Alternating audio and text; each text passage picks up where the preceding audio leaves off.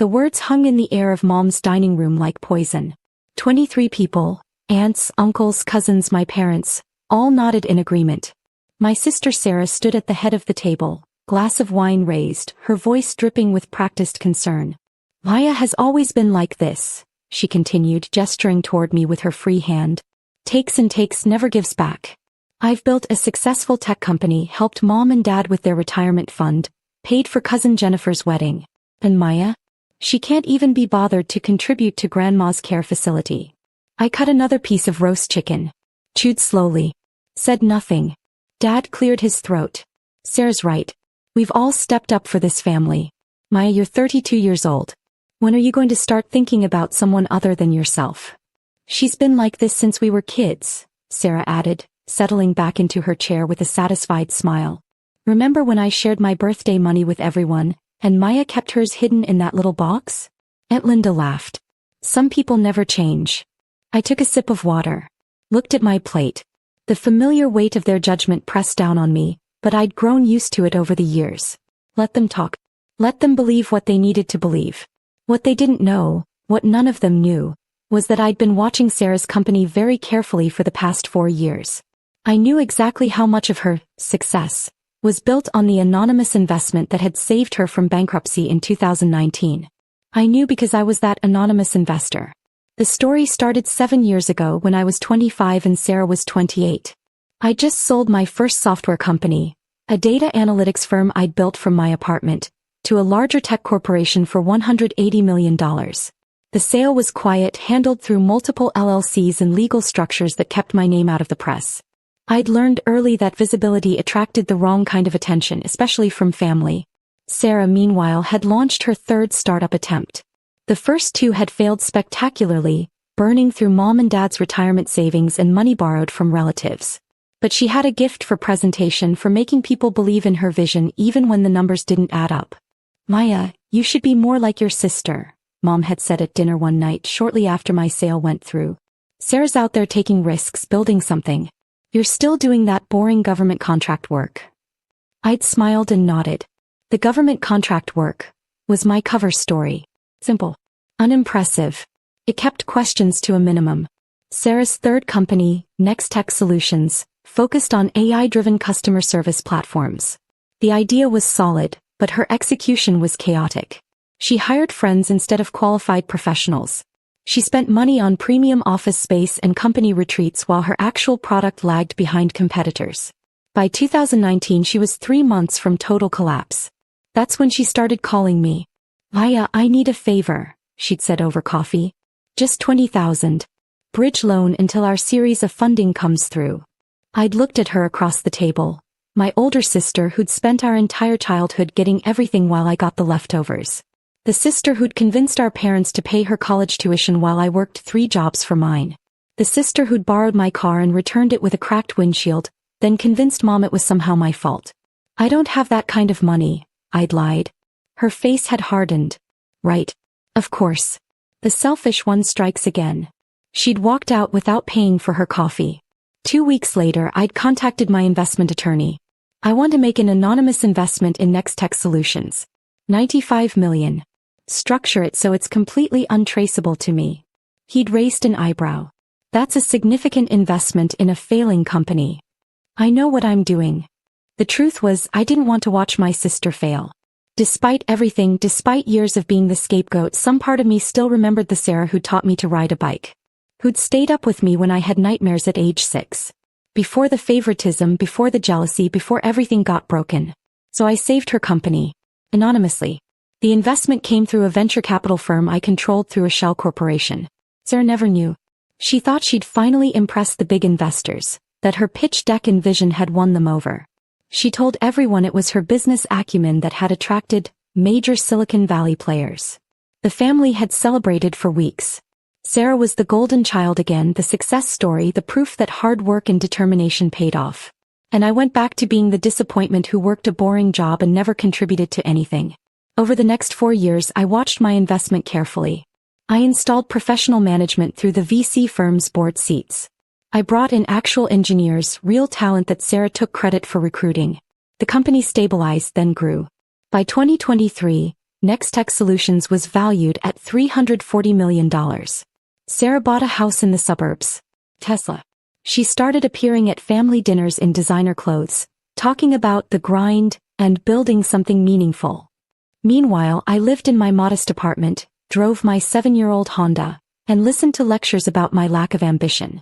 You could learn something from Sarah, Dad would say every few months. She's really making something of herself. I'd nod, smile, say nothing. The breaking point came 3 months ago. Grandma had suffered a stroke and needed to move into a specialized care facility. The costs were substantial, $8,500 per month. Mom sent out a family email asking everyone to contribute proportionally based on income. I'd immediately set up an automatic payment for my share, $1,200 monthly. I sent it directly to the facility under a corporate account, keeping my involvement quiet as always. Sarah had pledged $3,000 monthly and made sure everyone knew about it. She'd posted on social media about taking care of family and the importance of giving back. 2 weeks later, I'd received a call from the facility administrator. Miss Chen, I wanted to confirm, you're covering the full cost of your grandmother's care, correct? The payment of $8,500 came through your corporate account. Yes, I'd said. But please don't mention this to my family. I'd appreciate discretion. Of course. Though I should mention that we haven't received any other family contributions despite the pledges. My jaw had tightened. I see. Thank you for letting me know. I'd done some digging. Sarah had never made a single payment. Neither had most of the family. They'd all pledged amounts they wanted credit for, but when it came time to actually contribute, they'd found excuses. Sarah's excuse had been particularly galling. Things are tight with the company right now. I'll catch up next month. Her company, my company really, had just closed a $40 million revenue quarter. That brought us to last Sunday's family dinner. The one where Sarah stood up and called me selfish in front of everyone. I'd sat there listening to her catalog my failures. How I never helped with family events. How I'd skipped cousin Jennifer's wedding. I'd sent a $10,000 gift anonymously, but no one knew that. How I'd never offered to help Sarah with her company. The irony nearly made me laugh. Maya lives in her own little world, Sarah had concluded.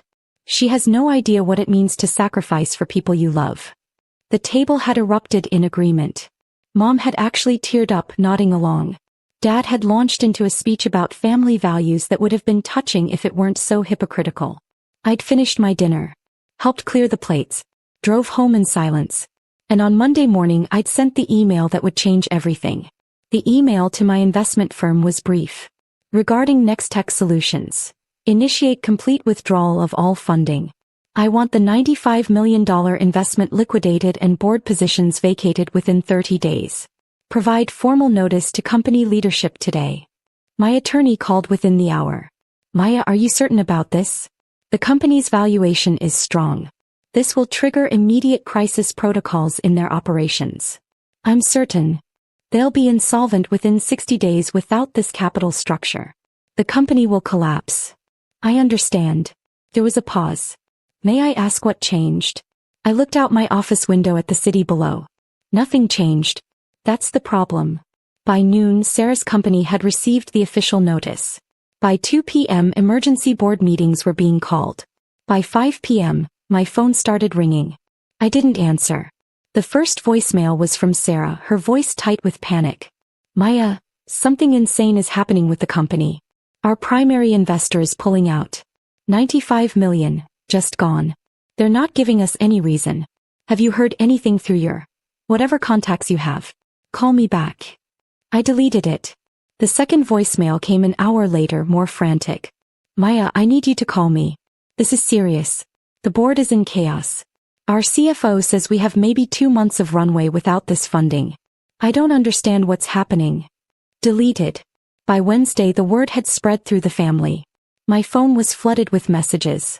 Mom, Sarah needs our support right now. Where are you? Dad, your sister is going through a crisis. Family comes first, Maya. Aunt Linda, now is the time to step up and help Sarah. Show her you care. The irony was almost beautiful. On Thursday, Sarah showed up at my apartment. I watched through the doorbell camera as she knocked, waited, knocked again. She looked exhausted, her expensive clothes rumpled, her usually perfect hair pulled back in a messy ponytail. Maya, I know you're in there. Please. I need to talk to someone and you're the only one who might understand business stuff. Please. I turned off the camera and went back to my laptop. The family emergency dinner was called for Friday night. Mandatory attendance, Mom's text said. We need to figure out how to help Sarah save her company. I arrived exactly on time. The dining room was packed, the same people who'd been there the previous Sunday, but the energy was completely different. Worried faces. Hushed conversations. Sarah sat at the head of the table looking shell-shocked. Thank you all for coming, Mom began. As you know, Sarah's company is facing an unexpected crisis. Her main investor has withdrawn their funding for reasons we don't understand. We're family and we need to come together to help her through this. Dad nodded gravely. We're putting together a family investment pool. We're asking everyone to contribute what they can to help bridge this gap until Sarah can secure new funding. I took a sip of water and waited. I can put in 15,000, Uncle Mike offered. We can do 20, Aunt Linda said, glancing at her husband. Around the table, people pledged amounts. 5,000, 10,000, 8,000. The same people who couldn't contribute $200 monthly for Grandma's care were suddenly finding money to save Sarah's company. The pledges added up to $180,000. A drop in the ocean compared to what was actually needed. Sarah's voice was hoarse. That's incredibly generous. Thank you. But we need millions, not thousands. Without the primary investor, we're looking at potential bankruptcy by August. Mom's eyes turned to me. Maya, you've been very quiet. What can you contribute? Every eye in the room locked onto me. I set down my water glass carefully. I don't think I can help. Sarah's face flushed. Are you serious right now? The one time I asked this family for help and you can't be bothered. I didn't hear you ask, I said calmly. I heard Mom ask on your behalf.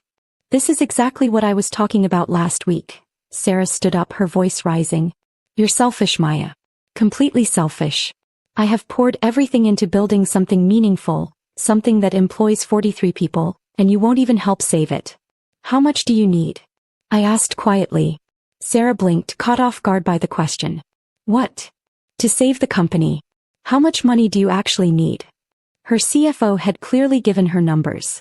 We need approximately $95 million to maintain our current operations and growth trajectory. But obviously we're not asking the family for that. We'll restructure, downsize, try to find new investors. 95 million, I repeated. That's very specific. That's what our primary investor had committed. It was the foundation of our entire financial structure. Her voice cracked slightly.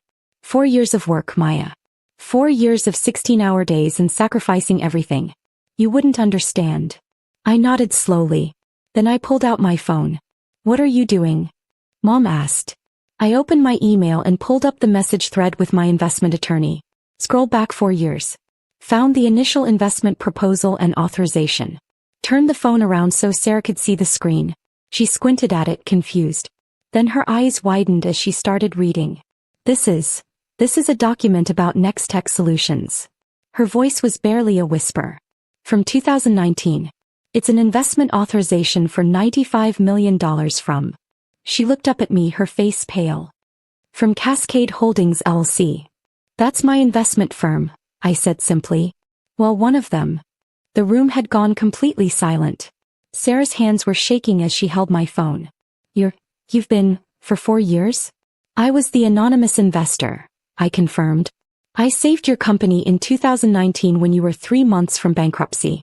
I installed the management team that actually built your product. I provided the capital structure that let you expand. Every success you've celebrated for the past 4 years was built on my money. Dad's fork clattered onto his plate. Mom's mouth opened and closed without sound. Sarah sank back into her chair, still staring at my phone. But why? Why wouldn't you tell me? Because I didn't do it for credit, I said. I did it because despite everything you're still my sister. I didn't want to watch you fail. Then why pull out now? Her voice was raw. Why destroy everything? I looked around the table at all the faces that had judged me for years. All the people who'd watched Sarah mock me and had nodded along. Last Sunday you stood in this room and called me selfish in front of everyone.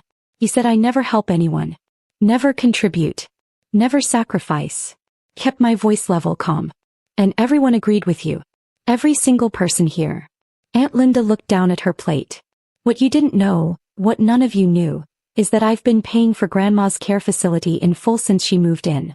All of it. The entire $8,500 monthly. Not the $1,200 I was assigned. The whole amount. Mom's face went white. Maya, we didn't. You didn't know because I asked the facility not to tell anyone. The same way I asked the VC firm not to reveal my identity to Sarah. The same way I've kept quiet about a lot of things. I stood up. I've spent years being the family disappointment while quietly supporting all of you. And you know what I realized last Sunday? It doesn't matter what I actually do. You've decided who I am and nothing will change that. Sarah's voice was barely audible. Maya, please. Don't do this. The company, everyone who works there, they'll lose their jobs. You should have thought about them before you spent years treating me like I was worthless. I picked up my purse. I gave you 4 years and $95 million. I gave this family more than you'll ever know. And the thanks I got was being called selfish at a dinner table. We can fix this, Dad said, standing up. Maya, we're sorry. We didn't understand. No, I interrupted. You didn't ask. That's different. I walked toward the door. Sarah's voice stopped me. What about the company? What about the 43 people who depend on their jobs? I turned back. I gave official notice 30 days ago. That's more than most investors would provide. You have 1 month to find alternative funding, restructure, or wind down responsibly. I suggest you spend less time planning family dinners where you humiliate people and more time actually running your company. You can't just, Sarah started. I'm the majority stakeholder. Or I was. The withdrawal will be complete in 2 weeks. I opened the door. For what it's worth, Sarah, you do have talent. You could have built something real if you'd focused on the work instead of the appearance of success. But that would have required actual sacrifice, and I don't think you know what that word means. I didn't attend any family events for the next month. My phone rang constantly. Mom, Dad, Sarah, various relatives. I let it all go to voicemail. The messages were predictable at first. Bigger. Accusations. How could I destroy Sarah's company? How could I be so vindictive? Was I really going to let my pride hurt 43 innocent employees? But as the weeks passed, the tone shifted. A voicemail from Mom crying, "We were wrong about you. I see that now. Please call me back." A text from Dad, "I've been thinking about all the times we dismissed you. I'm ashamed. Can we talk?" An email from Sarah, long and rambling, switching between apology and anger and back again. I didn't respond to any of them. What I did do was make some calls. 3 of Sarah's top engineers, the ones I'd helped hire through the VC firm, reached out to me directly. They'd seen the writing on the wall and were looking for their next opportunity. I hired all 3 for a new venture I was launching. Double their Next-Tech salaries. I also contacted 7 other Next-Tech employees who I knew were genuinely talented. Offered them positions before the company's collapse left them scrambling. 5 accepted. For the employees who didn't join my new company, I set up an anonymous severance fund, $2.3 million distributed according to tenure and need. They'd never know it came from me. Sarah, I later learned through a mutual connection, spent the 30 days desperately trying to find replacement funding. She pitched to every VC firm in Silicon Valley. She called in every favor she had. She even tried to go to the press with a story about being betrayed by family, but her lawyers advised against it when they realized how badly it would reflect on her business judgment. In the end, Next-Tech Solutions declared bankruptcy on day 29. The tech press covered it as a cautionary tale about over-reliance on single investors. Sarah's name appeared in several articles, though never favorably. 2 months after the bankruptcy filing, I received an unexpected visitor at my new office. My assistant buzzed me. "There's a Sarah Chin here to see you. She doesn't have an appointment, but she says she's your sister." I considered turning her away. But curiosity won out. "Send her in." Sarah looked different. The designer clothes were gone, replaced by jeans and a simple blouse. Her hair was pulled back in a practical ponytail. She'd lost weight, not in a healthy way. She sat down across from my desk without being invited. For a long moment we just looked at each other. "I'm not here to apologize," she said finally. I raised an eyebrow. "Okay. I should apologize. I know that. But I don't think you'd believe me, and honestly, I'm not sure I know how to apologize for something this big." She laughed bitterly. How do you say sorry for years of treating someone like they're worthless when you've just discovered they've been keeping you afloat the whole time? You could start with "I'm sorry," I suggested. "I'm sorry." The words came out flat, rehearsed. She shook her head. "See? It sounds fake even when I mean it." "Why are you here, Sarah?" She pulled out a folder and slid it across my desk. "This is a list of everyone who worked at Nextech. Their contact information, their specializations, their situations. 7 are still unemployed. 12 took positions at companies where they're overqualified and underpaid. 3 are considering leaving the industry entirely." I opened the folder but didn't look at it. And I know you hired some of them. I know you probably helped others in ways I don't know about because that's apparently what you do. Help people secretly while they treat you like garbage. Her voice cracked. "I'm not here to ask you for money or to save me. I'm here to ask you to help them. The people who lost their jobs because of my failures. Not because of you. This wasn't your fault, it was mine. But you have the resources to help them and I don't." I studied her face, looking for manipulation or hidden agenda. I saw only exhaustion and something that might have been genuine remorse. "What are you doing now?" I asked. "Contract coding work. Freelance projects. I moved back in with Mom and Dad." She smiled without humor. "Turns out I'm not actually good at business. I'm good at coding and decent at vision, but terrible at management and even worse at seeing people clearly. Including you. You were always a good engineer," I said quietly. "Even when we were kids you could see systems, understand how things connected. You just got distracted by trying to be impressive instead of being effective." "Yeah, well, I learned that lesson the expensive way." She stood up. "I don't expect forgiveness. I don't expect a relationship.